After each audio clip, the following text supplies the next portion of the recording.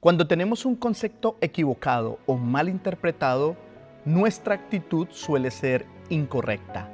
La lección de escuela sabática de esta semana nos habla de 3 conceptos que debemos tener muy claros en torno a nuestra salvación. Así que, apreciado amigo, apreciado hermano, bienvenido.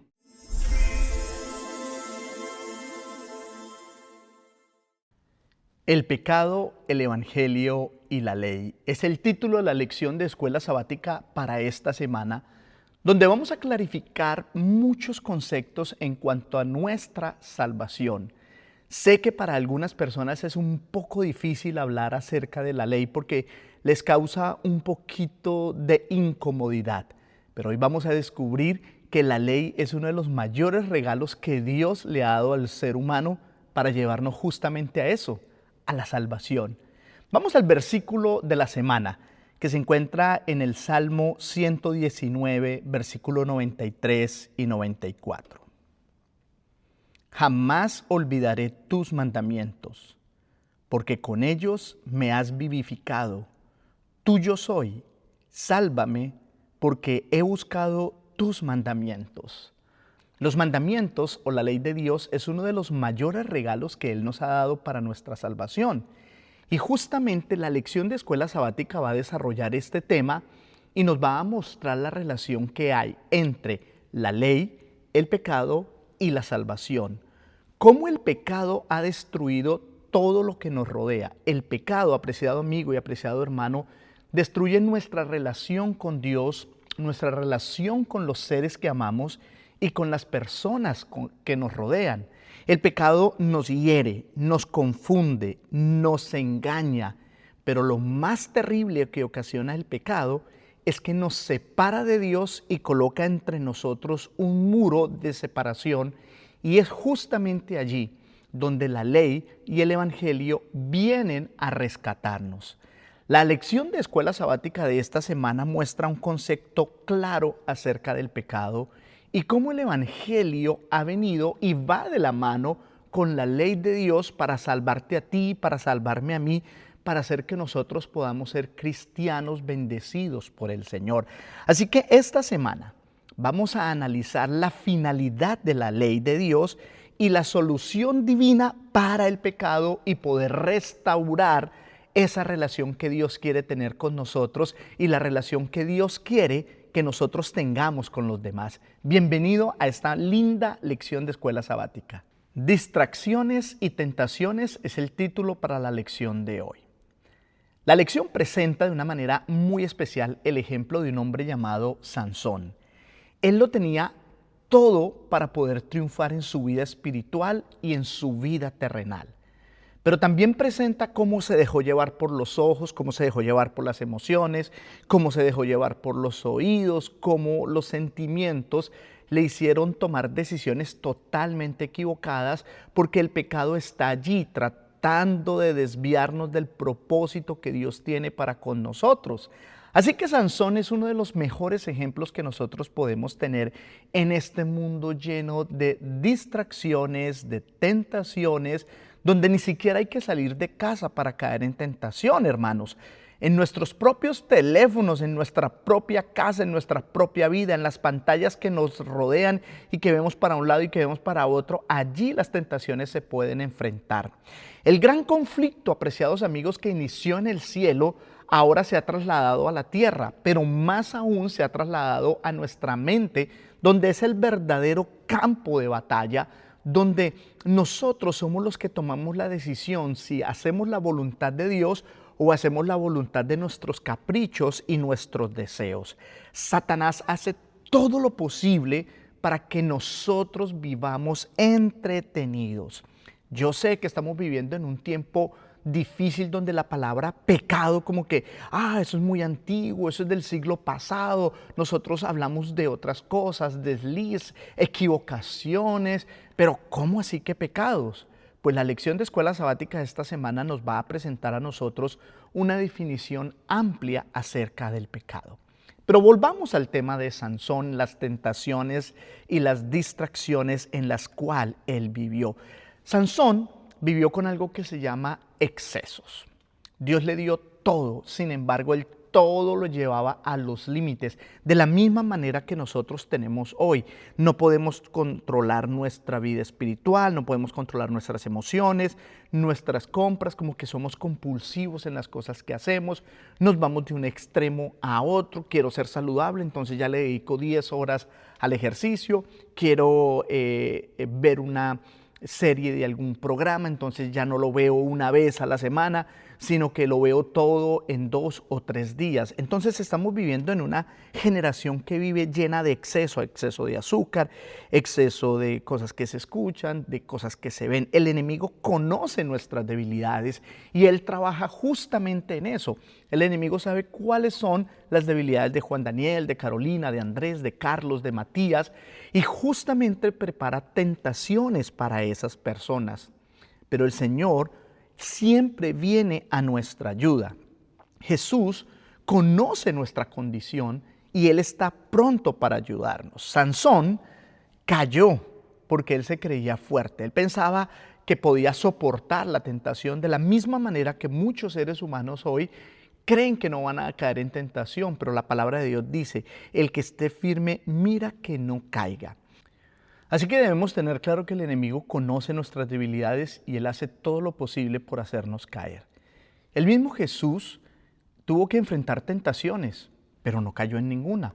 Sin embargo, él fue tan humano como tú y yo. La palabra del Señor lo presenta que él se cansó, que él lloró, que él sintió tristeza, las mismas situaciones que nosotros vivimos. Sin embargo, Jesús siempre sacaba tiempo y espacio para conectarse con el Señor y pedir fuerzas en Él. Vamos a este versículo que se encuentra en Mateo capítulo 14, versículo 23.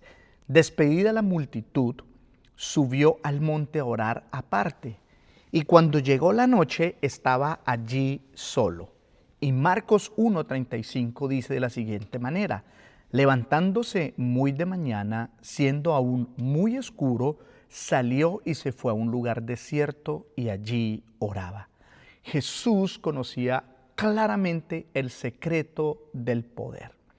Para nosotros poder salir victoriosos en las tentaciones que el enemigo pone a nuestro alrededor, tenemos que estar conectados con el Señor. Yo no puedo depender de mis fuerzas, así como lo hizo Sansón, que fue el hombre más fuerte que vivió en el mundo. Él creyó que esa fuerza física le iba a ayudar a salir victorioso en las tentaciones.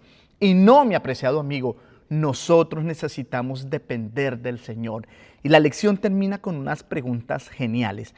¿Con qué estás luchando en este momento? Porque todos tenemos batallas espirituales, batallas con nosotros mismos. Y dice, ¿cómo puede la palabra de Dios ayudarte? Recuerda, nuestro Señor Jesucristo, que fue tentado en todo, es fiel para ayudarnos a nosotros en esos momentos. Así que si estás batallando con algo, el Señor tiene una solución para eso. Ve a Él pronto. Desafíos en mi relación con Dios. Yo debo tener claro algo. Y es que Dios hace todo lo posible para tener una relación amorosa y estrecha contigo y conmigo. El mayor deseo de Dios es poder relacionarse con sus hijos, con los que lo han aceptado, porque Él anhela esa relación. Y en esa relación Él nos fortalece, pero también nos habla de algunos obstáculos que hay en la relación con Dios. Y Él nos ha dado herramientas para nosotros sobrepasar esos obstáculos. La lección de esta semana nos menciona 4 o 5 obstáculos en esa relación con Dios. La primera de ellas es la autosuficiencia y es ese orgullo. Le pasa a todos menos a mí. Mira lo que dice Primera de Corintios, capítulo 10, versículo 12. Así que el que piensa estar firme, mire que no caiga. El segundo obstáculo es que debemos aprender a ser humildes como Jesús. Buscar la ayuda de Dios, decirle, Señor, yo tengo esta debilidad, ayúdame. Mateo capítulo 6, versículo 2 dice, cuando pues des limosna, no hagas tocar trompeta delante de ti, Hablaba de estas personas que les gustaba ser públicas, eran adictos al like, eran adictos al reconocimiento público. Jesús les está diciendo en el Sermón del Monte, por favor, sean humildes, no hagan las cosas para que los demás lo vean. Busquen al Señor y muestren sus debilidades. El tercer obstáculo para nuestra relación con Dios es una de las cosas más importantes que estamos viviendo en este tiempo, y los jóvenes lo van a entender claramente. Y es que la lujuria está llegando al corazón de los niños, jóvenes y adultos de manera más rápida y más profunda. Vamos a Mateo capítulo 5, versículo 28 y 29, donde el Señor dice: el que mira a una mujer para codiciarla ya adulteró con ella en su corazón. Por tanto, si tu ojo derecho te es ocasión de caer, sácalo y échalo de ti. Nosotros tenemos que hacer todo lo necesario para separarnos de la lujuria, y una de las cosas que nos ayuda es la manera como yo alimento mi cerebro, las imágenes que yo veo, los pensamientos que acaricio en mi mente. Si yo mantengo en el scrolling mirando chicas o mirando chicos o mirando cosas que no tengo que ver, mi mente comienza a adaptarse con eso. El primer acto que nosotros debemos hacer para sacar la lujuria de nuestra mente es controlar nuestros ojos, controlar nuestros oídos y hacer un alto, parar en las cosas que sabemos que están alimentando nuestro cerebro de manera incorrecta. La siguiente es: deja de criticar y juzgar a los demás. Hermanos, es tan fácil mirar a los demás en la iglesia, es tan fácil mirar a los demás en la familia y culpar al uno, criticar al otro, decir este lo hace mal, este también, yo lo haría mejor. Dice la palabra del Señor de una manera interesante en Mateo capítulo 7, versículo 1 y 2.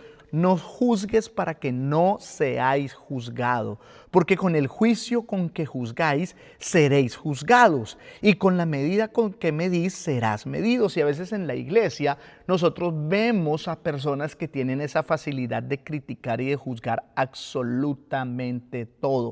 O a veces nosotros que estamos aquí, qué fácil es criticar al que llega tarde, qué fácil es criticar al que no hace esto. Incluso a veces hay personas que hacen mucha obra misionera, Dios les permite tener muchos frutos, pero a veces ellos comienzan a criticar a los otros. Ustedes no hacen, pero yo sí. Y ahí caemos en uno de los obstáculos que nos impide crecer en nuestra relación con Dios. Otro de los obstáculos grandes para nuestra relación con Dios y con los semejantes es cuando nosotros nos llenamos de odio hacia las personas que nos hacen mal. Mateo capítulo 5, versículo 44 dice: amen a sus enemigos, bendigan a los que los maldicen, hagan bien a los que lo aborrecen y oren por los que los maltratan y persiguen. Y esta es una de las batallas espirituales y emocionales que tenemos hoy. Pero pastor, si fulano de tal habló mal de mí, ¿cómo usted me pide que yo ore por él? Pastor, si esta persona me critica y siempre que yo llego a la iglesia está mirando hasta dónde está mi falda, y esa persona que hace, y esa persona que me hizo daño, y esa persona que habló mal de mí. La palabra del Señor dice: ore, bendícelos. No te llenes de odio con esas personas que han buscado el mal tuyo. Y el último obstáculo que nos habla la lección de escuela sabática es que tenemos que batallar contra el enojo con las personas que amamos. Y hoy en día, hermanos, no sé si es por el estrés, no sé si es por las finanzas, por tantas ocupaciones, los seres humanos batallan con el enojo. Incluso en las iglesias en las que yo he estado, aunque hay hermanos que son muy espirituales, hermanos que tratan de hacer la voluntad del Señor, tienen una batalla enorme contra el enojo, contra la ira. Como que son muy irritables. A veces en las mismas reuniones que hay en la iglesia, hay personas que por cualquier situación como que explotan y dejan que ese enojo los controle. Esto está sucediendo en las iglesias, esto está sucediendo en los hogares, está sucediendo en los lugares de trabajo. Incluso hay personas que se enojan con el Señor. Entonces es algo que nosotros tenemos que trabajar y pedirle al Señor que nos ayude, porque esto es un obstáculo para relacionarnos bien con Dios. Dice Mateo capítulo 5 versículo 22, pero yo os digo que cualquiera que se enoje contra su hermano será culpable de juicio, y cualquiera que diga necio a su hermano será culpable ante el concilio, y cualquiera que le diga fatuo quedará expuesto al infierno de fuego. Y aquí este versículo nos expresa ese control, ese dominio propio que nosotros debemos desarrollar con el Espíritu Santo para que cada uno de esos obstáculos puedan ser vencidos y nosotros podamos ser llevados de gracia en gracia y en nuestro crecimiento espiritual a una mejor relación con Dios. La lección de escuela sabática también ese día aborda uno de los textos que son más difíciles en la Biblia, cuando Jesús dice: si tu ojo te es ocasión, sácalo; si tu mano te es ocasión, córtala. Hermanos, Jesús está hablando de manera metafórica, está diciendo que nosotros debemos hacer todo lo que sea posible para evitar vivir en tentación y alejarnos del pecado. No está hablando literalmente de que nosotros tengamos que cortarnos la mano, quitarnos un ojo, no. Está hablando es del dominio propio que nosotros podemos desarrollar con el Espíritu Santo y que nosotros debemos evitar estar en lugares donde la tentación sobreabunda. Esos lugares, esas personas que nos llevan a nosotros a momentos de tentación, son las personas y los lugares que nosotros debemos evitar y alejarnos. Como dice la Biblia, el sabio ve el peligro y se aleja. Ese es el mayor consejo de la lección de escuela sabática de este día. La ley es el título de la lección para este día. Y cuando nosotros hablamos de conceptos, debemos clarificarlos y sobre todo los que se encuentran en las Sagradas Escrituras. ¿Qué es la ley de Dios? ¿Qué es el pecado? ¿Y qué es el Evangelio? Son las cosas que nosotros debemos tener muy claras en nuestra mente. Y este día específicamente nos habla a nosotros del pecado y de la ley. Cuando nosotros hablamos del pecado, siempre tenemos la definición clásica que se encuentra en Primera de Juan, capítulo 3, versículo 4, donde dice de la siguiente manera: todo aquel que comete pecado infringe también la ley, pues el pecado es infracción de la ley. Y a veces nos quedamos solo con esa definición. El pecado es la transgresión de la ley de Dios.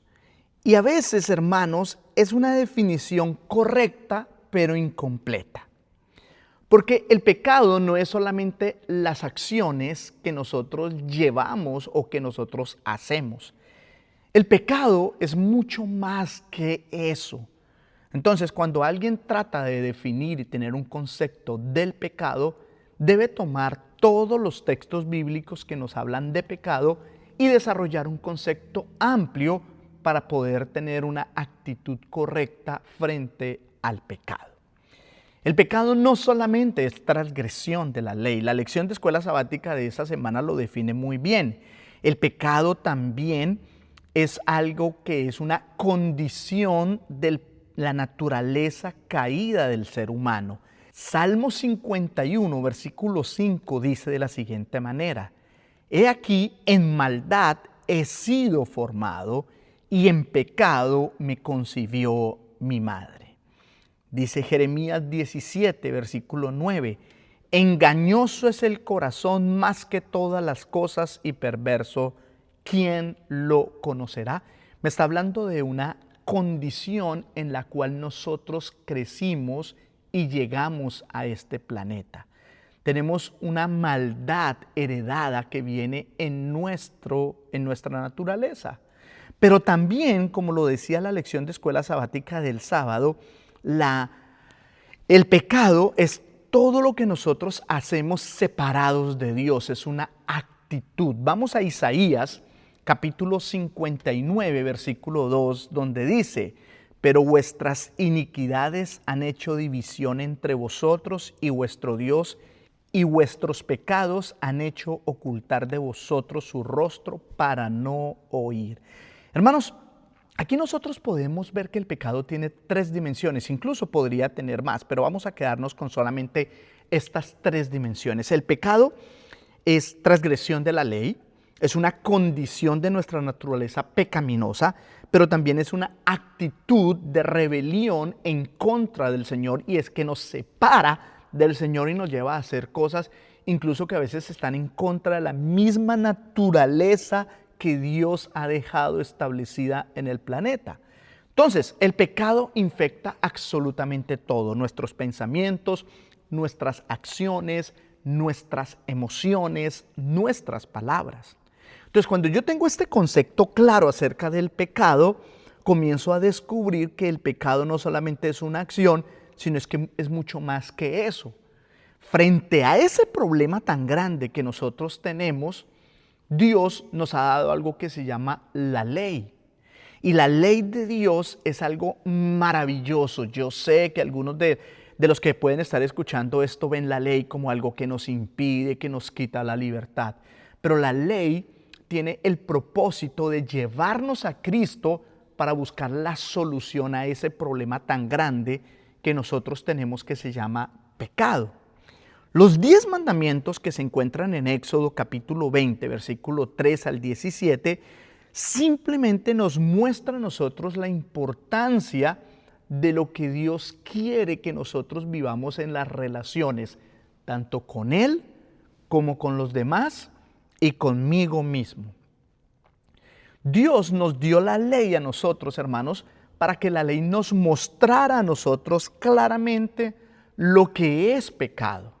Es como ese espejo donde yo puedo ver si estoy despeinado, si tengo la cara con manchas, si tengo algo que quitarme de mi cara, pero el espejo no tiene la capacidad de sacar la mano y peinarme o limpiarme, no. El espejo, que es esa ley de Dios, me muestra a mí y me dice: hey, Juan Daniel, tú estás mal aquí, necesitas hacer este cambio. Busca ayuda, ve a Jesús. La ley de Dios también nos protege a nosotros acerca de muchos problemas en los cuales nosotros mismos nos metemos. Hermanos, Satanás ha distorsionado la belleza de la ley de Dios. La ha presentado como algo que puede ser una carga. Nos ha llevado al otro extremo, que nos ha vuelto legalistas, nos ha vuelto a nosotros como que rechazamos la ley de Dios porque supuestamente Dios es malo y nos quiere hacer daño. Pero hermano, la palabra del Señor claramente en el Nuevo Testamento sigue hablando de una ley, de unos mandamientos que Dios tiene para protegernos. Vamos a Primera de Juan, capítulo 5, versículo 3, donde dice de la siguiente manera: pues este es el amor de Dios, que guardemos sus mandamientos. Y mira lo que dice: y sus mandamientos no son gravosos. Hermanos, a veces nosotros queremos como que vivir una vida de rebelión, y es natural, porque el pecado está en nosotros, porque nosotros venimos con esa condición, como que rechazamos las cosas de Dios. Pero la ley, apreciados hermanos, tiene el propósito de llevarnos a Cristo, de que nuestras relaciones entre nosotros sean mejores, que las relaciones que nosotros tengamos con Dios sean mejor. Por eso la palabra del Señor presenta la ley desde el Antiguo Testamento hasta el Nuevo Testamento. Hermanos y amigos, la ley de Dios es uno de los mejores regalos que Dios nos ha dado para relacionarnos. Y mira, quiero decirte que a ti te puede faltar el dinero, te puede faltar una casa, te puede faltar incluso la salud. Pero cuando tu relación con Dios está bien y tu relación con los demás está bien, tú puedes llegar a ser la persona más feliz del mundo. Y los 10 mandamientos nos ayudan a que nuestras relaciones sean sanas y bendecidas por el Señor. Así que no le tengas temor a lo que Dios nos ha dado. El pecado es un gran problema, pero la ley de Dios nos muestra a nosotros el camino que nosotros debemos seguir hacia nuestro Señor Jesucristo. La ley y el Evangelio es el título de la lección de este día. Y aquí ya podemos ver cómo un concepto va trayendo otro. Hablamos del pecado, que fue el problema. Luego hablamos de la ley, que Dios nos muestra a nosotros cuál es el propósito. Pero ahora vamos a hablar del Evangelio, que es la solución que Dios le está presentando al problema del pecado. Una solución eterna, una solución que trae juicio, que trae justificación, pero sobre todo que es la mejor noticia que nosotros podemos darle a los demás, que Dios envió a su Hijo para salvarnos. ¿A quiénes?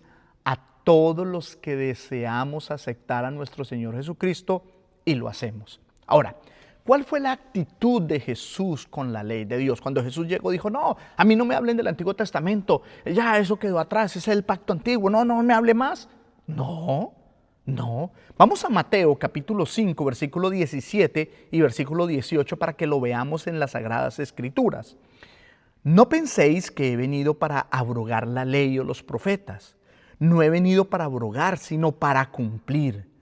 Porque de cierto os digo que hasta que pase el cielo y la tierra, ni una jota, ni una tilde pasará de la ley hasta que todo se haya cumplido. Aquí la palabra del Señor nos expresa claramente que Jesús amaba, guardaba y representaba dignamente la ley de Dios. Es que la ley de Dios nos muestra a nosotros el carácter de Dios. ¿Quién es Dios? ¿Cómo es Dios realmente? ¿Cuán amoroso es Dios? La base de la ley se llama el amor a Dios y el amor a nuestros semejantes. Como nosotros los amamos a ellos, nos amamos a nosotros. Jesús mismo está en el centro de la ley porque Él nos presenta a nosotros como ese ser que vino a mostrarnos a nosotros quién realmente era Dios. Guardó la ley y nos representa a nosotros dignamente el carácter de Dios 100%. Entonces, mira lo que dice Jesús acerca de cómo se relaciona la ley con la salvación y ahora nos incluye un concepto que se llama el amor al Señor Jesucristo, al Creador de los cielos y de la tierra, pero también el amor que nosotros manifestamos hacia nuestros prójimos. Vamos a Juan capítulo 14, versículo 15, que es uno de los textos que debemos aprender claramente de memoria. Dice así, si me amáis, guardad mis mandamientos. Entonces aquí nosotros ya comenzamos a ver una relación que va a producir algo, y es que cuando yo amo al Señor, cuando yo me entrego al Señor, la obediencia a sus mandamientos es el resultado de esa relación. Es el reflejo del amor que yo tengo hacia Dios. Yo no puedo decir, ama la ley y después amas a Dios. No, claramente el texto está diciendo, si tú amas al Señor, inevitablemente te va a llevar ese amor a guardar los mandamientos de Dios. La ley va de la mano con el Evangelio, no van por caminos equivocados. Yo sé que a veces hoy en día hay muchos grupos cristianos que tratan de presentar la ley como algo malo, como una maldición, como algo que no existe. Hermanos, en el plan de la salvación, Dios ha tenido un desarrollo acerca de la ley, de lo que Dios quiere para nosotros. Claro que hubo un pueblo donde se le presentaron leyes específicas acerca de su modo de vivir, que representaban las fiestas, que representaban las ceremonias. Pero cuando nosotros hablamos de la ley, específicamente nos estamos dirigiendo a los 10 mandamientos que fueron dados a toda la humanidad. Ahora, la ley no te va a salvar, por supuesto que no. La única persona que puede salvarte se llama Jesucristo. Y la justicia de Jesucristo se imparte para todos nosotros. ¿Cuándo se imparte? Cuando nosotros lo aceptamos. Y voy a decir algo que aunque suene un poco difícil, lo vamos a entender con el tiempo. Cuando nosotros aceptamos la justicia del Señor, Él nos imparte su obediencia completa. Porque seamos honestos, guardar la ley de Dios perfectamente es imposible de parte del ser humano. Pero con Jesucristo es posible. Por eso Él nos imparte a nosotros, nos da esa obediencia para que nosotros podamos estar en la presencia del Señor. Así que, apreciado hermano y apreciado amigo, no tenga temor de la ley. Mira lo que dice Romanos 3, versículo 28. Concluimos pues que el hombre es justificado por la fe sin las obras de la ley. Por supuesto que sí. Y Gálatas capítulo 3, versículo 13 dice así, Cristo nos redimió de la maldición de la ley. Escucha esto, hecho por nosotros maldición, porque escrito está, maldito todo aquel que es colgado en el madero. El Señor quitó esa culpabilidad que nos puede traer a nosotros infringir la ley, partir la ley. El Señor dice, yo estoy aquí, yo pago tu deuda y voy a salvarte. Y Filipenses 3:9 dice, y ser hallado en Él, no teniendo mi propia justicia, que es por la ley, sino la que es por la fe en Cristo, la justicia que es de Dios por la fe. Ahí está, claro. Yo no me voy a salvar por guardar la ley, por supuesto que no. La ley es el resultado de mi amor con Dios. Y lo que me falte a mí, el Señor lo va a poner. ¡Qué bendición, hermanos! El plan de Dios es perfecto. Así que, hermanos, ¿la ley sigue vigente? Sí. ¿Es una buena noticia? Sí. Porque el Señor guardó esa ley y lo que nos falta a nosotros, Él nos lo va a dar. Saber y hacer es el título de la lección para este día. Cuando nosotros hablamos del cristianismo, hoy en día hay muchas personas que dicen, yo amo todo lo que dicen los cristianos, pero no me gusta lo que hacen. Como que hay una gran diferencia entre lo que nosotros hablamos y lo que nosotros hacemos. Pues el Sermón del Monte, que se encuentra en Mateo, capítulo 5, capítulo 6 y capítulo 7, Jesús nos presenta claramente a nosotros, no solamente como habladores, sino como hacedores de la voluntad de Dios. Dice Mateo capítulo 7, versículo 21, de la siguiente manera. No todo el que me dice Señor, Señor, entrará en el reino de los cielos, sino el que hace la voluntad de mi Padre que está en los cielos. Y aquí es donde viene el gran dilema. ¿Cuál es la voluntad de Dios? Creo que ya está llegando a la conclusión correcta. Pues la voluntad de Dios es que nosotros vivamos en armonía con Él y con las personas que nos rodean. ¿Y dónde puedo encontrar las mayores leyes para tener la mejor armonía? Pues en la ley de Dios. Yo sé que es importante pensar bien, pero si tú piensas bien, pero no obras bien, no estás haciendo nada. Y ahí es cuando nosotros necesitamos entender que la obediencia a la ley de Dios es un fruto de nuestro amor y de lo que Dios quiere que nosotros hagamos. La verdadera relación que Dios quiere que nosotros tengamos con los demás está basada en el amor. Y el amor se representa en los 10 mandamientos que Él ha dejado. Entonces, apreciado hermano y apreciado amigo, nosotros estamos llamados a ser hacedores. No solamente oidores, sino hacedores. Porque recuerda que el Sermón del Monte es para los cristianos del día de hoy. Que el Señor lo bendiga.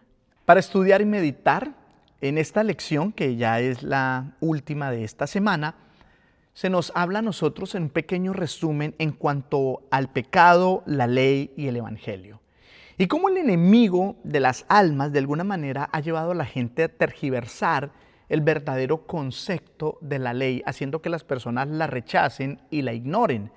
Pero la lección de escuela sabática lo presentó claramente como lo hace la Biblia.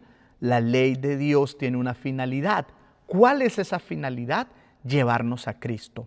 Cuando Jesús obedeció perfectamente la ley de Dios, nos iluminó a todos nosotros el verdadero carácter de Dios, del Padre.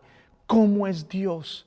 Si usted, apreciado hermano y apreciado amigo, ama la vida de Jesús, ama sus enseñanzas, pues el Señor simplemente te está presentando lo que es Dios en su ley, en su carácter, en su esencia. Así que la ley de Dios es algo hermoso. La última pregunta es esta. ¿Has visto alguna vez de primera mano cómo el pecado destruye las relaciones con Dios y con los demás? Por supuesto. También responde esa pregunta. El pecado siempre va a destruir nuestra relación con Dios y la relación con las personas que nosotros amamos. Y el resumen final es el siguiente. Nuestra vida está infectada por el pecado que nos separa de Dios. Sin embargo, Dios nos invita a conocerlo y amarlo con toda nuestra mente, corazón y fuerza.